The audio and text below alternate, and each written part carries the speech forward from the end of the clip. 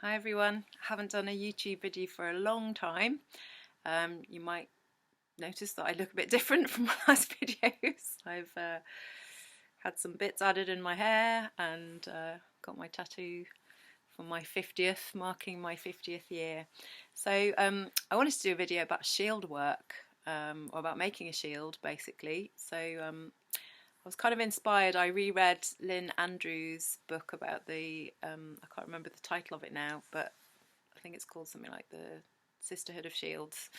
And it just inspired me to bring this to my drum circle and to just put it out there to make a shield.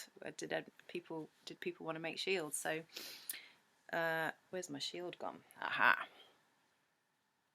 So this is a blank shield. I've yet to decorate it, but I just thought I'd do a little video on how to make your own shield. So the hoop is willow, so I've been blessed to have some friends that have willow locally. So here's a one without the chamois leather.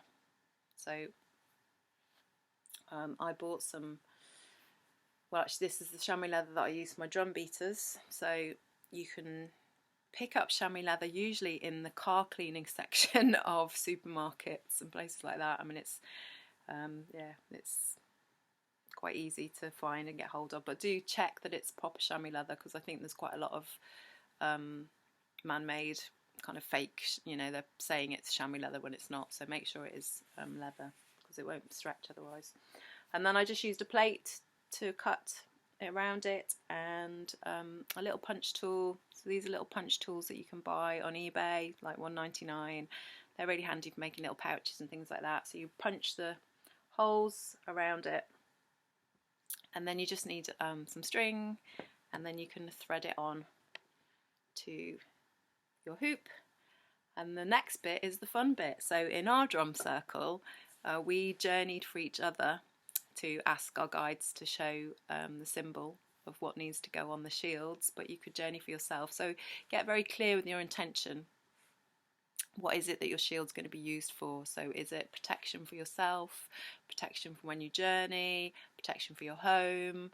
Maybe it's going to be a healing shield, so you know, asking for symbols for, you know, whatever you need for healing. So you know, maybe it's going to be in your healing room or sacred space or on your altar. You know, just kind of get really clear about what you're making it for.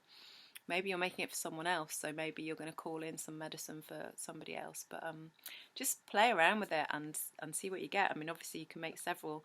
In Lynn's book, I think she makes 5. It was a few months ago that I read it, so there we go. So yeah, you could even have symbols on either side. So you can just use acrylic paints to paint on the leather.